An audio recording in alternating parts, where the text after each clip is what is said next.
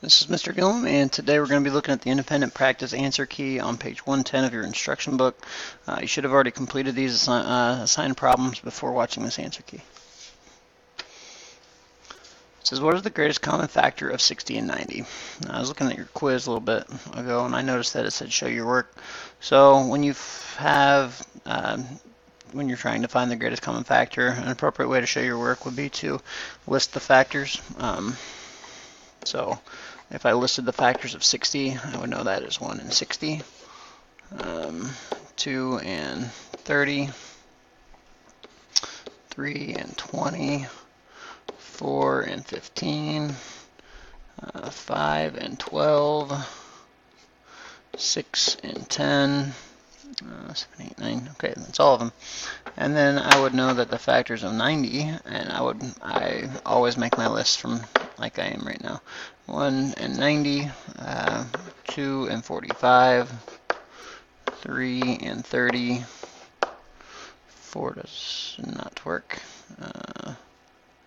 5 and 18, 6 and 15, 7, 8, 9, 10.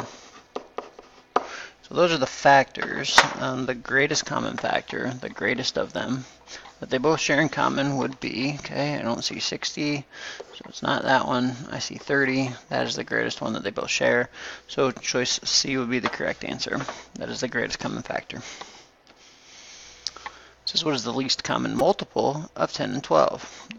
So I guess what I should say is this. You need to know the difference between factors and multiples because factors are numbers that multiply to get a product of 60 or 90. Multiples are numbers that 10 and 12 multiply to, they are factors of their multiples. So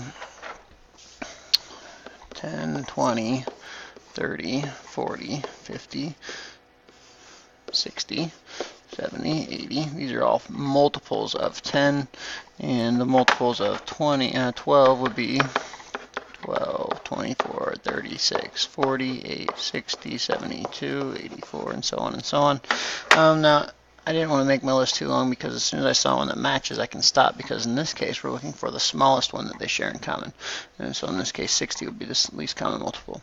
Sometimes students try to put A because they know that 10 times 12 is 120. That is not the quickest way to find the least, well, it may be the quickest way to find a common multiple, but is not always the least common multiple.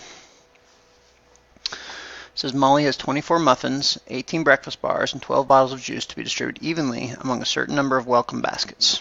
So Molly is making welcome baskets. She wants to package the maximum number of welcome baskets that will contain the same combination of muffins, breakfast bars, and bottles of juice without any items left over, which shows the correct number of muffins, breakfast bars, and juice bottles along with the proper explanation. Circle all that apply.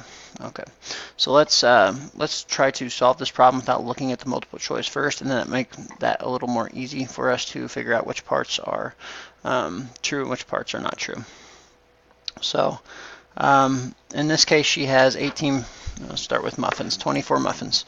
So there's a lot of ways that she could put 24 muffins into an even number of baskets. She could have one basket of 24 muffins, 2 baskets of 12, 3 baskets of 8, 4 baskets of 6, 6 baskets of 4, 8 baskets of 3, 12 baskets of 2, or 24 baskets of 1. You'll notice that these are all the factors of the muffins. So those are all the different combinations if we're going to do baskets on the top, muffins on the bottom. Okay. When we talk about breakfast bars, we're going to do baskets on the top again, breakfast bars on the bottom. We could have one basket full of 18 breakfast bars, or 2 baskets with 9 breakfast bars, or 3 with 6, 6 with 3. We could have 9 baskets with 2 bars in each one, or we could have 18 different baskets with 1 bar in each. Finally, we can look at the bottles of juice. So baskets and juice.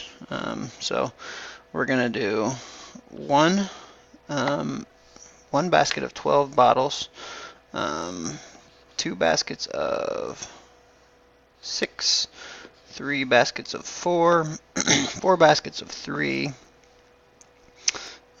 6 baskets of 2 or 12 baskets of 1.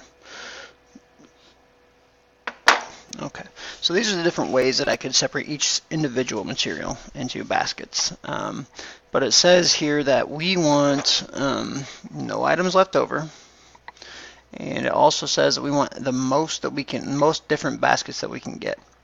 So where does it say that? The maximum number of welcome baskets is what we're looking for. So I'm looking for the biggest number that they share in the baskets column.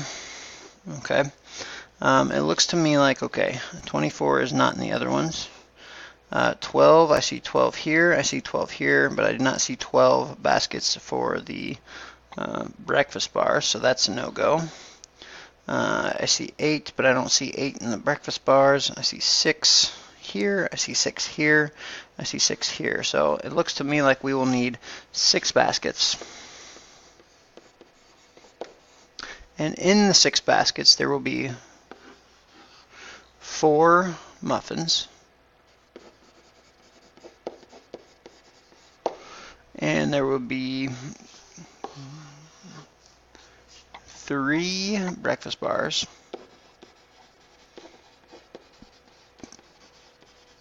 and there will be 2 bottles of juice.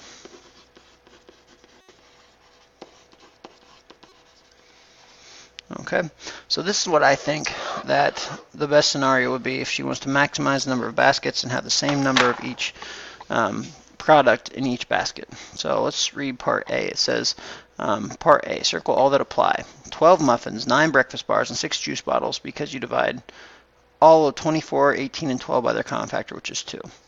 Well, I can see here that part A would be doable with 12, 9, and 6. Unfortunately, though, that is not the maximum number of welcome baskets. So that is why A is not the best choice.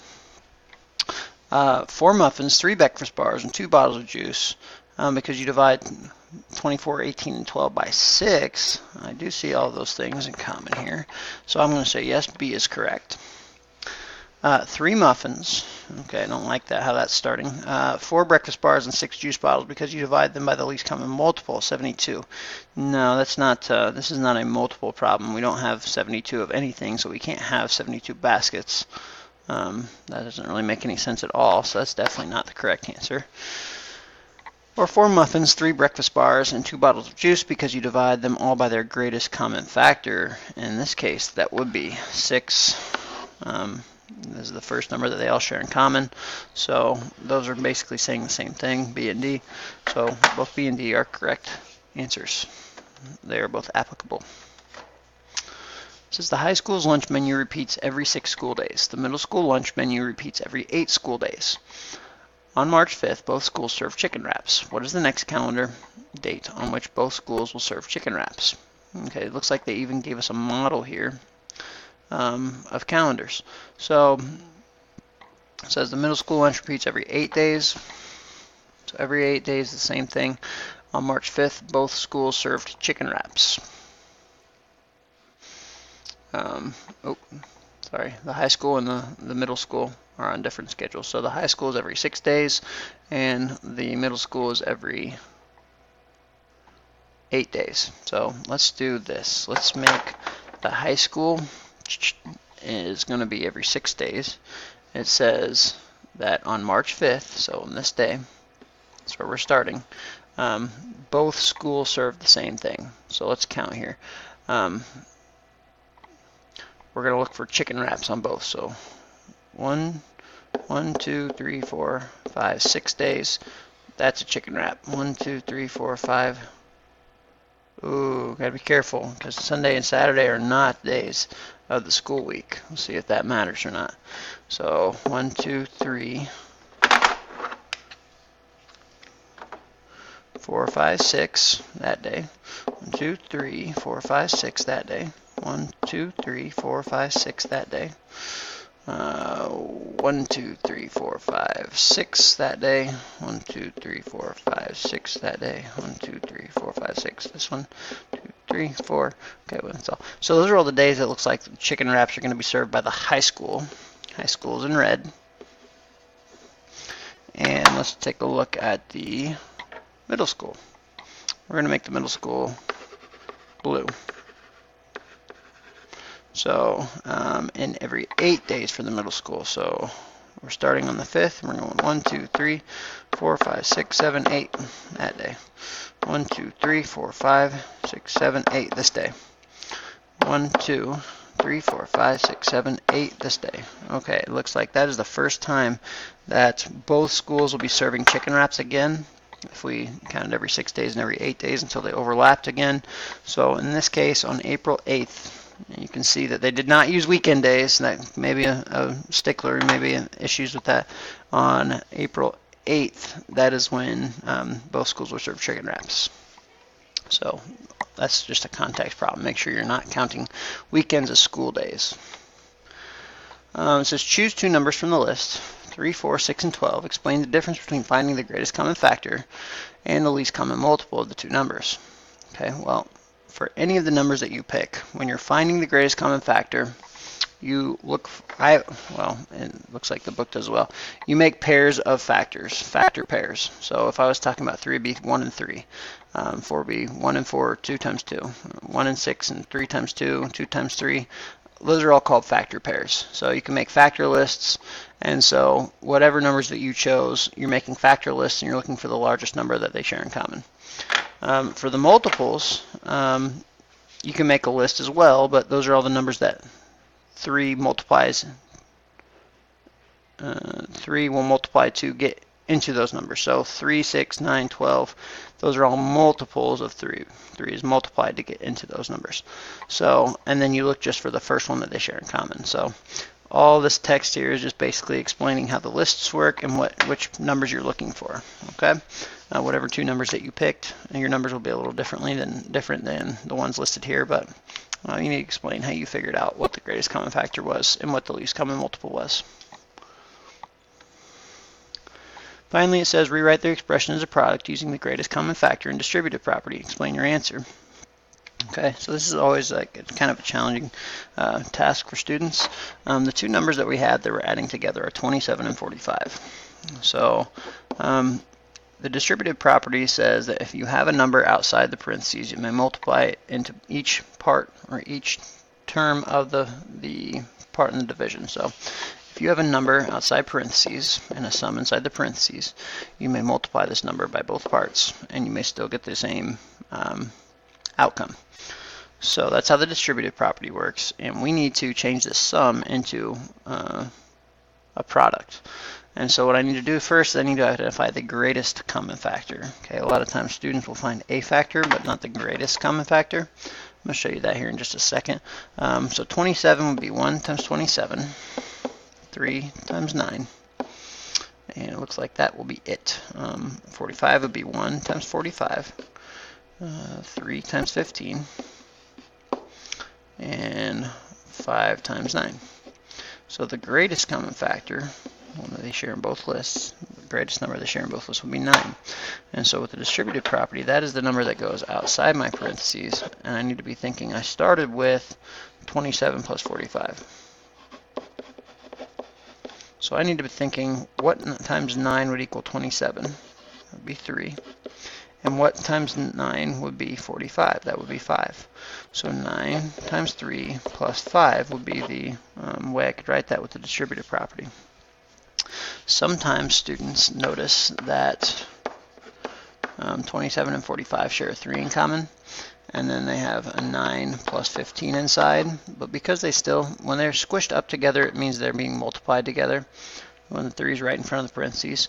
So if you notice that 3 and 15 still share another 3, now I have 3 times, and I'm going to factor this as well. I call it factoring, but you're finding the greatest common factor using the distributive property again. I still notice that there's a 3 in the 9 and the 15 that they share in common, so I would take another 3 out, leaving me with 3 plus 5, and now 3 times 3 would be 9 times 3 plus 5. So if you don't identify the greatest common factor initially, you can still get to the right answer as long as you check to make sure there are no common factors left in your sum. Okay, so that's it for today. I hope this helped. I know that each of these things will be on your quiz, so